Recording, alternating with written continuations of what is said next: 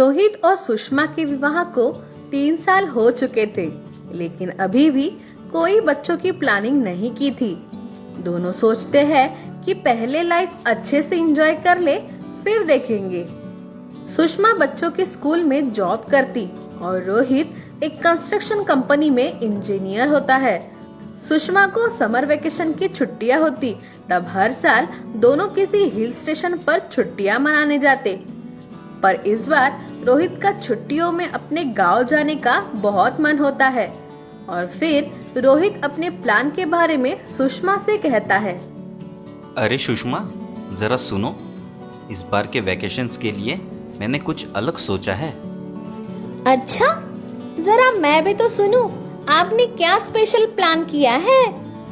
इस बार हम कोई हिल स्टेशन के बजाय अपने गांव चलते हैं, और वैसे भी हमें काफी दिन हो गए माँ पिताजी से मिले हुए। ओ कम ऑन रोहित, तुम्हें पता है ना समर में गांव का वेदर कैसे होता है, और इतनी गर्मी में मैं कैसे एडजस्ट करूंगी। उससे अच्छा हम मंजू दीदी के यहाँ चलते हैं। सुना है जीजा जी ने मस्त बंगलो बनाया है, दीदी का नया घर भी देखना हो जाएगा।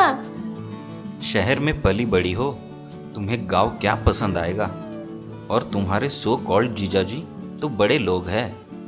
रोहित यार, तुम फिर मत शुरू हो जाओ। ठीक है, हम गांव भी चलेंगे, पर पहले दीदी के यहाँ जाएंगे, उनसे थोड़ी मेहमान नवाजी कर लेते हैं। बाद में तो गांव जाकर मजा आने ही वाला है। सुषमा का ये ताना सुनकर रोहित को गुस्सा आता है, बट सुषमा से झगड़ा करके वो अपना मूड स्पॉइल नहीं करना चाहता। 2 दिन बाद अपनी सारी तैयारी करके रोहित और सुषमा शाम तक मंजू दीदी के यहाँ पहुँच जाते हैं और दरवाजे की बेल बजती है और दरवाजा खुलता है। अरे सुषमा, तुम! What a pleasant surprise! दोनों बहनें एक दूसरे से गले मिलते हैं। उनकी आवाज सुनकर सुषमा के जीजाजी भी बाहर आ जाते हैं और सुषमा से कहते हैं, ओहो सुषमा, तुमने तो हमें एकदम शॉक कर दिया। What a surprise! तुमने हमें आने के बारे में इन्फॉर्म क्यों नहीं किया? जीजाजी इन्फॉर्म कर देती तो मिलने का ऐसा मजा थोड़ी आता, और फिर आप लोगों को शौक भी तो देना था। ऐसे ही 2-4 दिन बड़े मजे से गुजरते हैं। रोहित इंतजार में होता है कि सुषमा गांव जाने के बारे में कुछ कहेगी, पर वो कुछ नहीं कहती। रोहित को लगता है कहीं ये भूल तो नहीं गई। और फिर अगले दिन सुषमा मंजू दीदी से कुछ बात करने उसके कमरे की ओर जाती है और दरवाजे पर आकर रुक जाती है। उसे जीजाजी और मंजू दीदी के कुछ खुसफुसाने की आवाज आती है। मंजू, अब ये सुषमा यहाँ कब तक टिकी रहेंगी? अब हमारे वेकेशंस की तो हो गई छुट्टी, परसों ही हमें निकलना था, और इनको बताए तो ये भी ना साथ चलने को तैयार हो जाए। अगर हमारा वेकेशन कैंसिल हो गया तो फिर मुझे ना दोष देना। मैं इसमें क्या कर सकती हूँ? मैंने उन्हें यहाँ नहीं बुलाया है, अब क्या उन्हें जाने के लिए भी कह दूँ? मंजू दीदी और जीजाजी की ऐसी बातें सुनकर सुषमा बहुत दुखी हो जाती है। उसको लगा उसके यहाँ आने पर बड़ी खुशी होगी, उससे दीदी के यहाँ आने का बड़ा पछतावा होता है। सुषमा की रात बड़े मुश्किल से कटती है और अगली सुबह जल्दी उठकर वो जल्दी जल्दी पैकिंग करने लग जाती है। यह देखकर रोहित सुषमा से पूछता है, सुषमा, इतनी सुबह सुबह पैकिंग? हम कहाँ जा रहे हैं? आप भी जल्दी से रेडी हो जाओ, हम लोग गांव जा रहे हैं। ओ सुषमा, अब ये क्या अचानक? हम अभी अभी तो आए हैं, और अभी तो हमने तुम्हारे जीजाजी और दीदी से अच्छे से खातिरदारी भी नहीं कराई। जितनी खातिरदारी करनी थी बहुत हो गई, अब चलते हैं यहाँ से। सुषमा का उदास चेहरा और आंखों में नमी देखकर रोहित समझ जाता है जरूर कोई बात है। दोनों तैयार होकर वहां से रुखसत होने लगते हैं। दीदी और जीजाजी सुषमा को रोकने के लिए कुछ विशेष प्रयास भी नहीं करते। उनका यह व्यवहार देखकर सुषमा के मन को बड़ी ठेस पहुंचती है। दोनों वहां से निकल पड़ते हैं। और शाम होते होते गांव पहुंच जाते हैं। अपने बेटे और बहू को देखकर रोहित के माता पिता बहुत खुश हो जाते हैं और प्रसन्न मन से उनका स्वागत करते हैं। सुषमा अपनी सास को रसोई में काम करते देख उनका हाथ बटाने चली जाती है और फिर सास सुषमा से कहती है, अरे बहू, रहने दे, मैं कर लूंगी सब। वैसे भी कितने दिन बाद आई हो, मैं तुम्हें काम नहीं करने दूंगी। शहर में तुम्हें काम से कहाँ फुर्सत मिलती होगी। तुम तो बस यहाँ घूमो फिरो, आराम करो और मजे करो। क्या माँ, मेरे होते हुए आप काम करोगी? मुझे ये अच्छा नहीं लगेगा और गांव वाले सोचेंगे कि बहू को तो कुछ काम वाम आता ही नहीं। अरे तू गांव वालों की चिंता ना कर, वो सब मैं देख लूंगी। जा बेटा, तू जाके आराम से बैठ जा। ऐसा कहकर सासू माँ झटपट खाना बनाने लग जाती है और सबके लिए स्वादिष्ट भोजन तैयार करती है और रात को सब मिलजुल कर मजे लेकर एक साथ खाना खाते हैं। सासू माँ का ऐसा अपनापन और प्रेम देखकर सुषमा को अपनी मॉडर्न सोच पर बहुत अफसोस होने लगता है। दूसरे दिन शाम को रोहित के पिता दोनों को खेत दिखाने ले जाते हैं और रास्ते में गांव वालों से भी मुलाकात होती है। सभी उन्हें बहुत आदर सम्मान और बड़े बुजुर्ग ढेर सारा आशीर्वाद देते हैं। ये सब देखकर सुषमा दंग रह जाती है और सोचती है कि गांव वाले कितने खुले दिल से मेहमान नवाजी करते हैं और ना ही इनमें किसी प्रकार का भेदभाव होता है और हम शहर के लोग हर चीज को पैसों से नापते हैं, उन्हें अनपढ़ समझते हैं। गांव वालों के पास भले ही पैसों की कमी हो, लेकिन हमेशा खुले दिल से स्वागत के लिए तत्पर होते हैं। इनके सामने शहर के लोग बनावटी लगते हैं। थोड़ी देर में सभी खेत पहुंच जाते हैं। सुषमा अपने हाथों से वहां की ताजी ताजी सब्जियां तोड़ती है। ये सब वो बहुत इंजॉय करती है। गांव में रहते रहते 10 से 12 दिन गुजर जाते हैं और सुषमा को पता ही नहीं चलता। उसे ऐसा महसूस होने लगता है कि जैसे वो इस गांव की बेटी है। गांव के लोगों के प्रति सुषमा की जो सोच होती है वो पूरी तरह से बदल जाती है। अब वो गांव के लोगों को सम्मान पूर्वक देखती है और अपने पति रोहित के प्रति और भी आदर बढ़ जाता है, जिसने शहर में रहकर भी गांव की सभ्यता और संस्कृति को अपने दिल में संजो कर रखा था।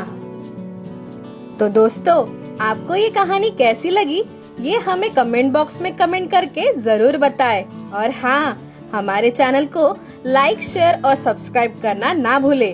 तो चलिए दोस्तों, अगली बार फिर मिलते हैं एक और नई कहानी के साथ। तब तक के लिए गुड बाय। माजुली नाम के एक गांव में चंदू नाम का एक व्यक्ति अपने बेटे के साथ चाय की दुकान चलाया करते थे। चंदू की चाय पूरे गांव में प्रसिद्ध थी। उसकी चाय की बात कुछ और ही थी। इतनी स्वादिष्ट चाय गांव में और कहीं नहीं मिलती थी। चंदू की चाय बनाने की विधि अनोखी थी, जो सिर्फ वही जानता था और उसने अपने बेटे चंद्रदास को सिखाई थी। चंदू की चाय की दुकान गांव से स्टेट हाईवे से लगकर थी, जिस हाईवे से गुजरते लोग भी वहाँ चाय पिया करते। कुल मिला के चंदू की दुकान काफी चलती थी और उसे काफी मुनाफा होता था। परंतु चंदू की तरक्की और धन में बढ़ोतरी कुछ लोगों को रास नहीं आती थी, जिसमें गांव का साहूकार और एक हरिया नाम का आदमी, जो साहूकार का चापलूस था। हरिया अक्सर साहूकार को चंदू के बारे में भड़काया करता। हे हरिया, ये चंदू तो एक छोटी सी चाय की दुकान पर बहुत पैसे कमा रहा है। जैसे चाय की दुकान ना हो, कोई नोट छापने की मशीन हो। ये चंदू ऐसे ही तरक्की करता रहा तो हमसे भी धनवान हो जाएगा और हमारी जो गाँव में धाक है वो कम हो जाएगी। अरे सरकार, ये चंदू तो आपके सामने कुछ भी नहीं है। आप तो गांव के साहूकार हैं। आप चाहे तो क्या नहीं कर सकते, लेकिन ये चंदू ऐसे ही पैसे कमाता रहा तो आपका सिंहासन डोल सकता है। एक दिन चंदू का खास मित्र जो बहुत पहले शहर जाके बस गया था, अपने गांव चंदू से मिलने आता है। अरे भाई चंदू, कैसे हो भाई? हमको कुछ चाय वाय पिलाओगे कि नहीं? अरे गिरधारी, आओ आओ भाई, तुम्हारी दुकान है, जितनी चाहे मर्जी पी लो। और सुनाओ, कैसे हो? गांव का रास्ता कैसे भटक गए?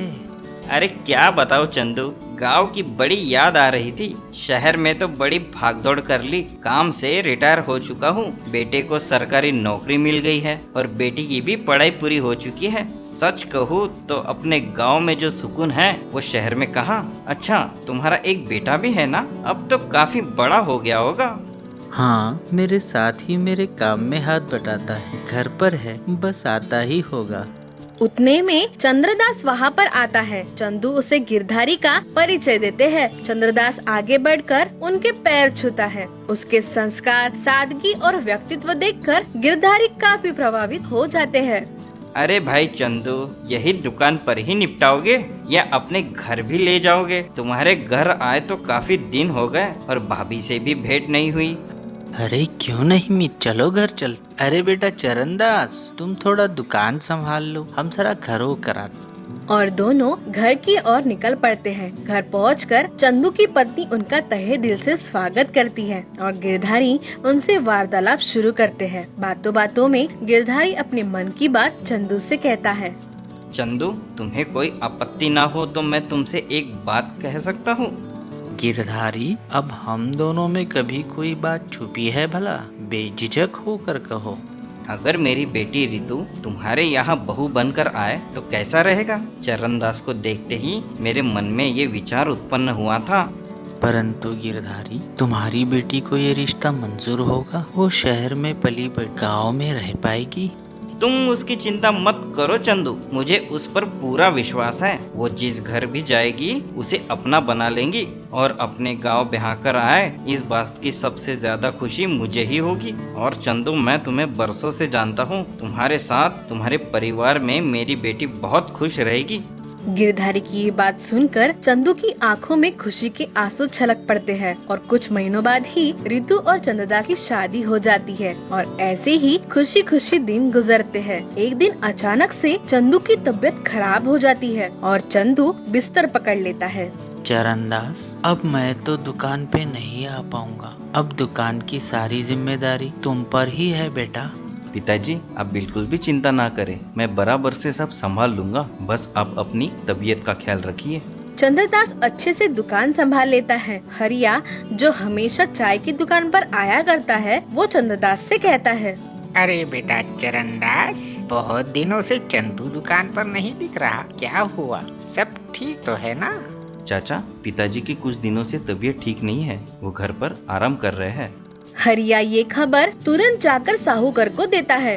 मालिक, चंदू बीमार पड़ा है और दुकान अब चरणदास चला रहा है। अच्छा, तो ये बात है। हरिया, हमें इससे अच्छा और कोई मौका नहीं मिल सकता। ये कहकर साहूकर हरिया के कान में कुछ फुसफुसाता है। क्या बात है मालिक, आपका दिमाग तो कमाल है। और ठीक एक हफ्ते बाद हरिया चंदू के चाय की दुकान के पास ही अपनी दुकान लगाता है और इसके पीछे साहूकर का हाथ होता है। ये बात चंदू को पता लगती है, लेकिन वो चंद्रदास को हरिया से किसी भी प्रकार का झगड़ा फसाद करने से मना करता है और हरिया शुरुआत में ग्राहकों को आकर्षित करने के लिए मुफ्त में चाय पिलाने लगता है और धीरे धीरे सारे लोग चंदू की दुकान छोड़कर हरिया की दुकान पर चाय पीने लगते हैं। धीरे धीरे करके चंद्रदास के ग्राहक कम होने लगते हैं और कुछ महीनों के बाद बस गिनती के ग्राहक रह जाते हैं। पिताजी, पता नहीं हरिया ऐसी कौन सी तिलस्मी चाय बना रहा है जिसकी वजह से लोगों ने हमारी चाय पीना बंद कर दिया। समझ नहीं आ रहा क्या करे। बेटा चरणदास, सब्र रखो और ईमानदारी से अपना काम करते रहो। सच लोगों के सामने एक दिन आ ही जाएगा। एक दिन हरिया साहूकर के पास जाता है और कहता है।